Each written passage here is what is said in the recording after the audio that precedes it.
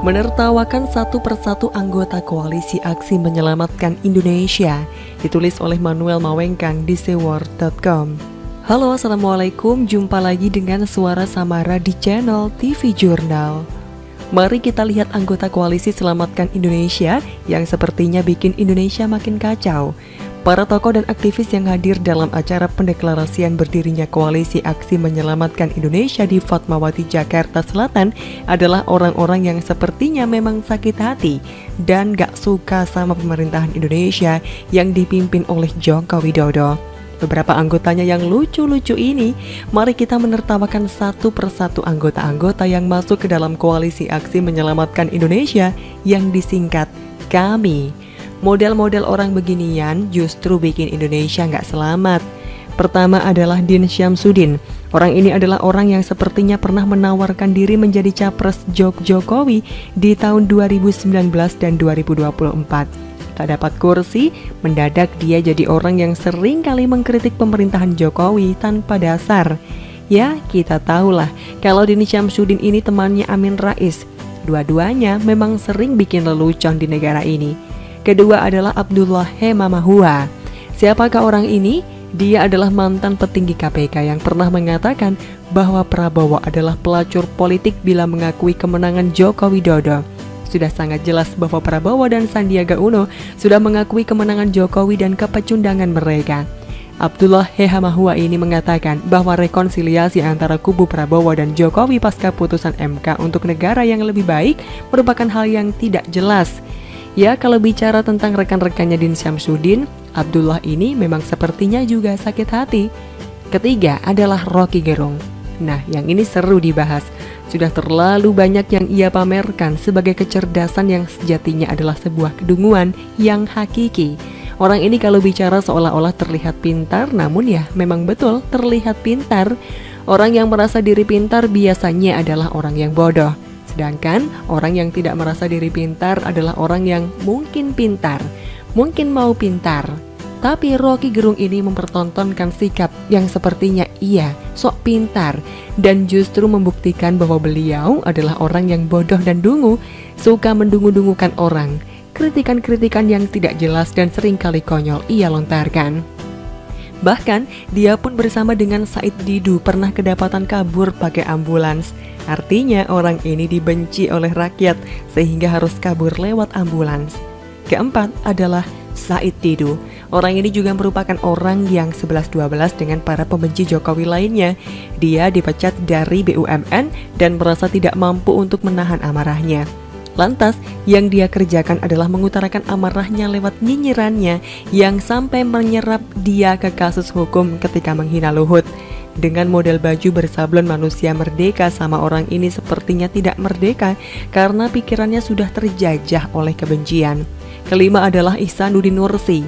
Saya nggak heran kalau orang ini masuk ke dalam Koalisi Indonesia Selamat yang sepertinya justru akan membuat Indonesia nggak selamat. Bayangkan saja orang ini bisa-bisanya mengatakan bahwa termometer gun yang digunakan untuk mengukur suhu di jidat adalah termometer yang berbahaya. Dia mengatakan bahwa termometer yang digunakan untuk mengukur suhu di jidat mengirimkan radiasi kepada otak sehingga otak menjadi rusak. Dia mengatakan itu di hadapan Helmi Yahya yang merupakan direktur kecamatan juga. Kayaknya banyak orang yang bisa terhasut dan percaya kepadanya. Bahkan beberapa kali ketika saya masuk ke tempat umum, tangan saya yang diukur suhunya lewat termometer tembak itu. Di tempat saya ini banyak kadrun juga sih. Gak heran si Ihsanuddin Nursi pada akhirnya dihujat oleh netizen karena kebodohannya dipamer-pamerkan. Keenam adalah Sri Bintang Pamungkas. Nah, kalau kita bicara makar, kita selalu mengingat orang ini. Orang ini pernah kedapatan melakukan makar saat Jokowi belum dilantik untuk kedua kalinya. Bahkan saat Tito Karnavian menjadi Kapolri, dia menjadi tersangka makar. Beginian mau selamatkan Indonesia. Saya tertawa saja dan saya pengen ke belakang dulu ya. Dan sebenarnya masih banyak lagi yang saya tidak kenal dan saya tidak peduli juga anyway. Yang pasti mereka hanya menggunakan jargon Indonesia selamat untuk memberikan ketakutan bahwa Indonesia tidak selamat. Padahal sudah jelas bahwa Indonesia saat ini sedang dalam keadaan yang sangat fit di bawah pemerintahan Joko Widodo. Memang banyak sekali kekurangan-kekurangan seperti menteri-menterinya yang tidak bisa bekerja dengan baik. Tapi ya menteri-menteri yang tidak bisa kerja ya menteri-menteri dari Gerindra juga bukan? Coba lihat Bapak Edi Prabowo di tukang ekspor benih lobster. Coba lihat lagi Bapak Prabowo yang sepertinya tidak bisa menjaga pemerintahan dengan baik. Dan teman-temannya mereka itu loh, satu persatu orang yang ada di Polisi Selamatkan Indonesia sepertinya tidak bisa membuat Indonesia lebih baik. Jadi, anggap saja mereka sedang melakukan lelucon yang tidak jelas. Sebaiknya ganti saja Koalisi Aksi Menyelamatkan Indonesia menjadi Polisi Aksi Pelawak Indonesia. Begitulah lawak-lawak. Bagaimana menurut Anda? Silahkan untuk tulis komentar di kolom komentar. Jangan lupa untuk like, subscribe, dan juga share. Joker diuber dan ditangkap. Si Lapindo mangkir, Jiwasraya nyangkut. Kapan disikat? Ditulis oleh Ronindo di seword.com. Halo, assalamualaikum. Jumpa lagi dengan Suara Samara di channel TV Jurnal. Habis sudah pelariannya Joko Joker Chandra. Tamat sudah kiprahnya yang ujungnya ikut menguak aib dan menyeret para petinggi Polri. Di satu sisi kita harus berterima kasih kepada Joker, berkat dialah maka ada reformasi dadakan di Kepolisian Republik Indonesia saat ini. Ya, akhirnya petinggi Polri ikut tersandung dan bukan hanya satu, tak ada lagi kabar proses penyelidikan ke pejabat Polri lainnya. Pihak Barreskrim memberikan pernyataan bahwa perintah penangkapan Joker itu adalah datang langsung dari Presiden. Wow, berarti ada perhatian yang sangat serius untuk hal ini dari kepala negara kita. Terima kasih untuk Polri dan BIN dengan kolaborasi mereka untuk memburu dan meringkus Joker. Tapi mari juga buka mata lebar-lebar. Adalah polisi di Raja Malaysia yang menangkap Joker. Logikanya tak mungkin kepolisian kita bisa mengintervensi di negeri asing. Atau sebaliknya, kita juga gak akan mau kan ada aparat negara lain yang main tangkap di Indonesia. Harus ada kerjasama dengan pihak keamanan setempat. Bravo dan thank you polisi di Raja Malaysia. Jadi memang berkat info dari BIN dan Polri, tapi jelas mereka tak bisa leluasa dan punya kewenangan menciduk Joker. Mereka harus meminta tolong atau lebih enak mereka bekerja sama dengan kepolisian di Raja Malaysia. Setelah polisi di Raja Malaysia menyerahkan ke pihak Indonesia, maka tugas Polri makin gampang alias enteng. Karena Joker alias Joko Chandra tinggal dijemput oleh Barreskrim di Bandara Udara Soekarno-Hatta. Jadi paham dulu alur ceritanya. Urusan Joker sudah beres dan tinggal diproses di pengadilan. Tapi di satu sisi masih ada yang mengganjal. Perkara perampok dan penggarong di negeri ini malah tetap enak-enak ongkang kaki dan berkiprah terus sembari mempermainkan pemerintah. Sudah menggarong dan menjarah banyak, tapi masih tetap saja tak tersentuh. Inilah dilematika dan problematika yang bak benang baja kusut di depan mata.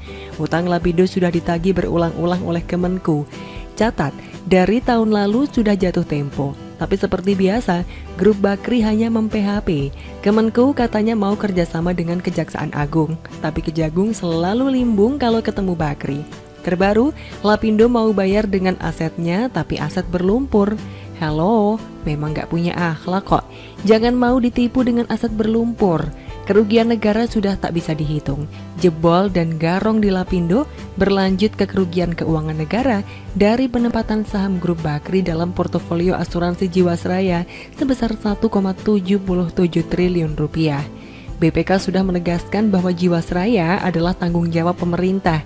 Karena itu siapapun pihak yang sudah terlibat menggarong dan menggerogoti Jiwasraya patut diusut tuntas sampai ke akar-akarnya. Sinyal Presiden untuk meminta penuntasan kasus Jiwasraya seharusnya membuat Kejagung ikut garang untuk menyisir dan mengusut tuntas pihak yang sudah disebut-sebut di pengadilan. Grup Bakri adalah salah satunya. Grup Bakri ini memang hanya menjadikan negara sebagai sapi perahan, rakyat jadi semut yang diinjak-injak. Bayangkan, negara sudah mengeluarkan anggaran bejibun untuk menanggulangi lumpur Lapindo. Masih dikerjain juga dan malah ditagih balik duit, yaitu utang dari pemerintah. Tahun lalu, Direktur Bakri Group Anindya Novian Bakri menjelaskan pihaknya berkomitmen untuk membayarkan seluruh ganti rugi kepada masyarakat korban lumpur Lapindo sesuai tenggang waktu. Di media ditambahkan lagi, Grup Bakri berjanji lunasi hutang. Semuanya, prank, tipu-tipu. Janji besar, komitmen untuk lunasi, tapi bohong besar. Si Direktur Bakri Group Anindya Novian Bakri kini tak ada bunyinya lagi. Bu Sri Mulyani sudah lelah menagih. Upaya Presiden yang menyerukan agar kasus Jiwasraya dituntaskan hanya jadi angin lalu. Memang Kejagung bergerak, tapi tak tuntas. Masih belum menyentuh kepada biang kerok yang ikut bermain dalam menggembosi Jiwasraya. Jurus tipuan dan upaya licik menghindar dari tanggung jawab itu terus dilakukan grup Bakri. Itu adalah watak dan karakter dalam nadi berbisnis mereka. Kalau bisa mengeruk keuntungan sebanyak-banyaknya, mengapa tidak? Walaupun rakyat dan negara jadi korban. Pemerintah jangan hanya bersemangat untuk kasus Joker. Di depan mata itu malah dibiarkan dan gak diproses lebih lanjut. Mau sampai kapan? Ini bom waktu. Demikian kura-kura. Bagaimana menurut Anda? Silahkan untuk tulis komentar di kolom komentar. Jangan lupa untuk like, subscribe, dan juga share. Samara pamit, wassalamualaikum warahmatullahi wabarakatuh. Bye!